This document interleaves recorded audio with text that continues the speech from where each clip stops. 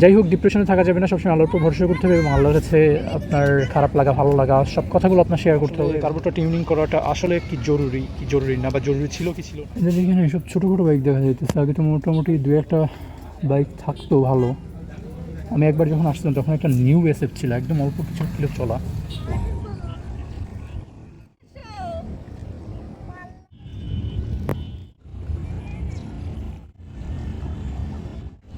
Mainly ব্যাপারটা হইতেছে আপনার ভাবনার সাথে আমার ভাবনারও মিল কখনো আসবে না, বা আমার ভাবনার সাথে আপনার ভাবনারও মিল কখনো আসবে না। প্রতিটা মানুষ তার প্রতিটা মানুষের জায়গায় যে যার মতোই আর কি। দেখেন চারিপাশে লোকজনগুলো কত সুন্দরভাবে ঘুরে বেড়াচ্ছে, সুন্দরভাবে তাদের সময়গুলো কাটাচ্ছে। অনেকে যারা ডিপ্রেশনে আছে, যারা মানসিক অশান্তিতে আছে, এই পরিবেশে আসার পরও তারপর কিন্তু তাদের অনেক সময় ভালো লাগে না। সময়টা কিন্তু একই, মোমেন্টটা কিন্তু একই, বা আবহাওয়াটা একই, সব কিছুই একই, কিন্তু পরিবেশটা একই। কিন্তু এই একই পরিবেশের ভিতরে আর 10জন এনজয় করতেছে, বাট একজন বা দুইজন তার কোনো কিছু ভালো লাগতেছে না। সো এটা হচ্ছে একটা বড় ব্যাপার।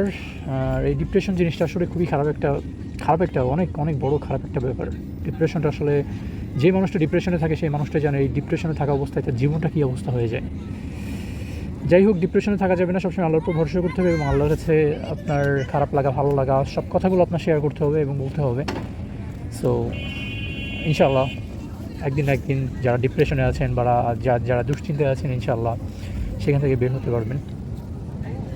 এটা হচ্ছে বড় বিষয় যে আল্লাহর সৃষ্টি দেখেন, এত সৌন্দর্য, আল্লাহ এত সুন্দর করে পৃথিবীটাকে সাজিয়েছেন, এত সুন্দর করে পৃথিবীটাকে রেখেছেন। এই সৌন্দর্য দেখলে ডিপ্রেশন ইনশাআল্লাহ থাকবে না। তো আল্লাহর সৌন্দর্য দেখেন, বাইরে বের হন।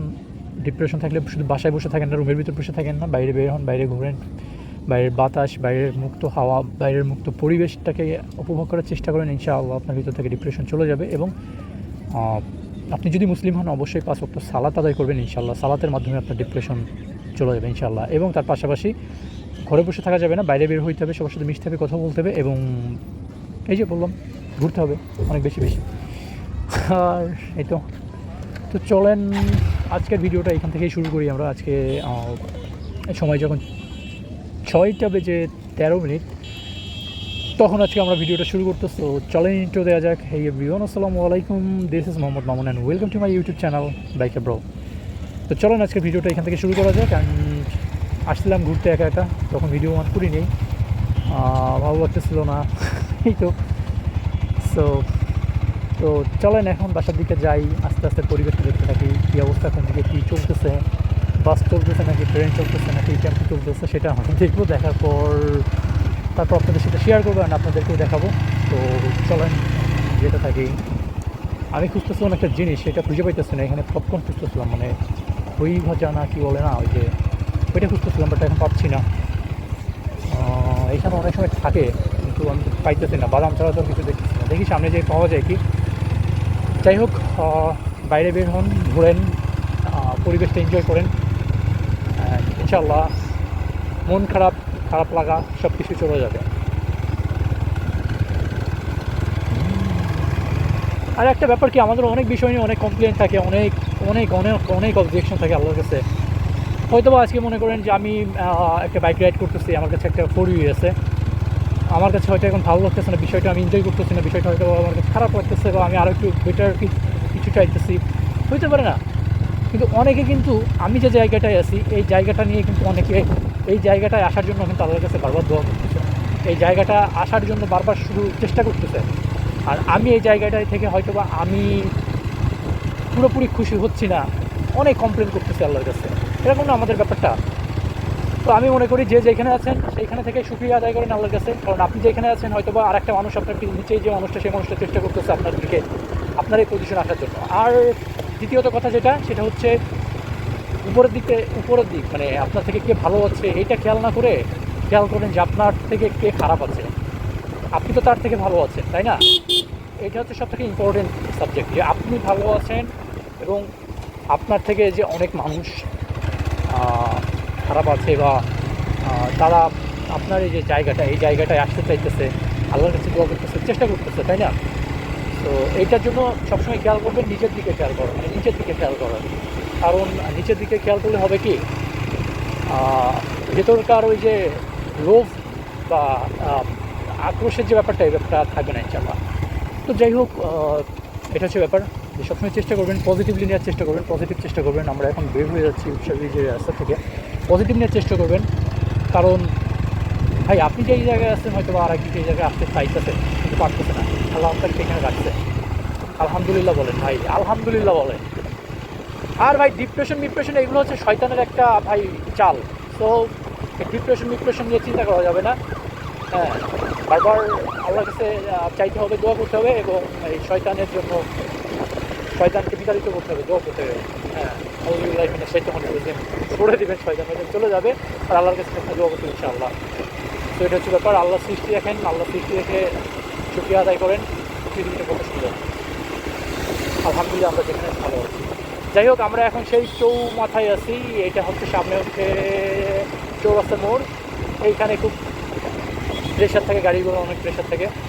তো আমরা এই মোড়টা পার হই, পার হওয়ার পরে তারপর হচ্ছে খুদির বটতলা। তো ওইখানে দেখি পপকর্ন পাওয়া যায় কি, আরেকবার আমি একটু খুঁজবো এখানে।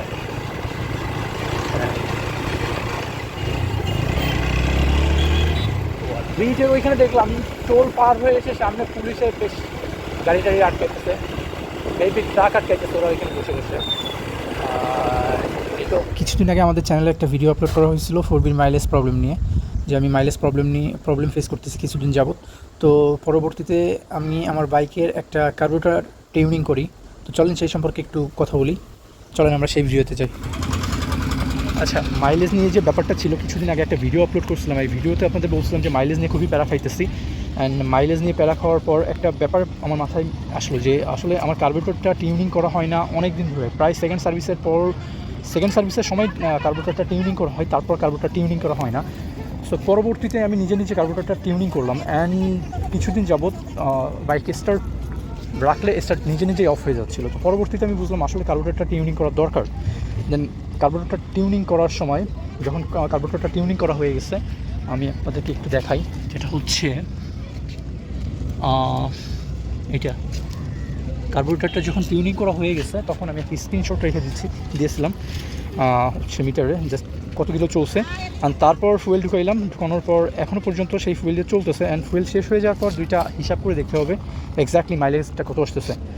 সো তারপর বোঝা যাবে যে আসলে কার্বোরেটর টিউনিং করাটা আসলে কি জরুরি না, বা জরুরি ছিল কি ছিল না আমার বাইকে। দেখা যাক কী অবস্থা, এবার মাইলেজটা কত পাওয়া যায়। সো এটার জন্য ভাবতেছিলাম যে আরও স্পেশাল একটা ভিডিও করব, যেটার জন্য মাইলেজের বিষয়টা আপনাদের সাথে শেয়ার করব। তো পরে দেখলাম যে একটা র্যান্ডম ভিডিওর ভিতরে এই বিষয়টা একটু শেয়ার করলে হয়ে যাবে, কারণ যেহেতু একটা ভিডিও আমাদের করা হয়ে গেছে 4Bর মাইলেজ নিয়ে।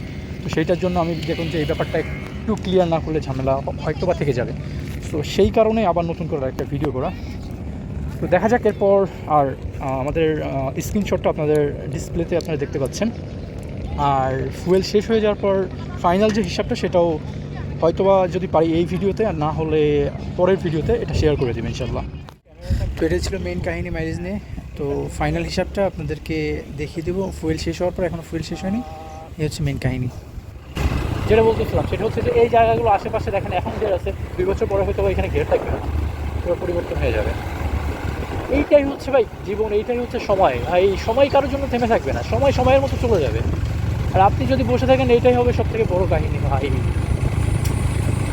কি জীবন, মাঝে অনেক ভাবতে ভাই অনেক ভেবে ফেলতেছি। চলেন এত ভাবাভাবি বাদ দিয়া একটু জাস্ট আমরা রিল্যাক্সে রাইড করি অ্যান্ড আপনাদের সাথে শেয়ার করি সেটা।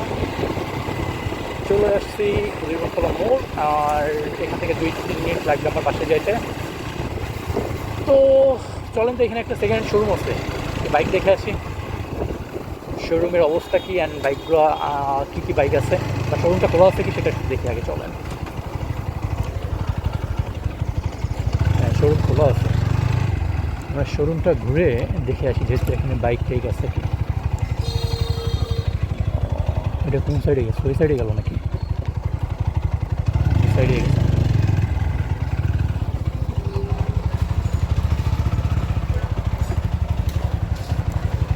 এখানে একটা শোরুম ছিল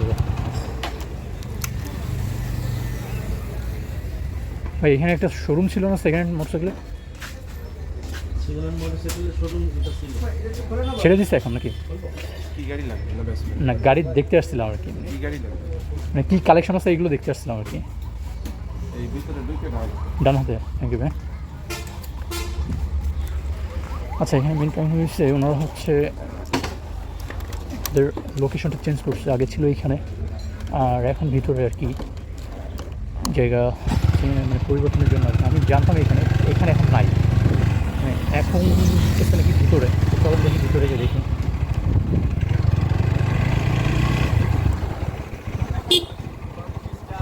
ভাই আমি আসছি বাইক দেখতে, আমার বলে বাইক ভাই কী করবো, চলবে ভাই। ওই শেষ হলো।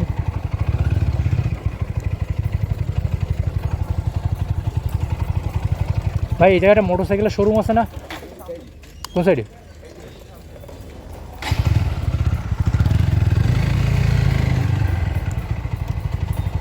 আচ্ছা, এখন মেন কাহিনী হচ্ছে কি, ওই শোরুমটা দিয়ে আমরা একটু ঘুরে যাই। এই যে এটা ছিল রাস্তার ওইখানে, বাট এখন চলে আসছে এখানে। শোরুমে মানুষ নেই। কোন দিকে ও, এদের এখানে এইসব ছোটো ছোটো বাইক দেখা যাইতেছে। আগে তো মোটামুটি দু একটা বাইক থাকতো ভালো। আমি একবার যখন আসছিলাম তখন একটা নিউ এসএফ ছিল, একদম অল্প কিছু কিলো চলা বাইকটা দেখছিলাম। এখন সব ছোটো ছোটো লিভো টিভো হন্ডার এইসব বাইক আছে। এটা হচ্ছে কুদিরবরতলা স্ট্যান্ডে ছিল আগে, বাট এখন এখানে নিয়ে আসছে কুদিরবরতলা হসপিটাল রোড, মানে মন্দির রোড যেটা, ওই রোডে চলে আসছে এখন। যাই হোক, আরেকদিন যখন খোলা থাকবে তখন আমরা আসবো, এসে দেখবো আর কি কী কী কালেকশন আছে। আর আজকে তেমন ভালো কালেকশনও নাই। তো যাই হোক, আজকে ভিডিওটা এই পর্যন্ত শেষ করি, আর ভিডিওটা বড় করবো না। তো যতক্ষণ পর্যন্ত নতুন ভিডিও না নিয়ে আসতেছি ততক্ষণ পর্যন্ত সবাই ভালো থাকবেন, সুস্থ থাকবেন। আল্লাহ হাফিজ।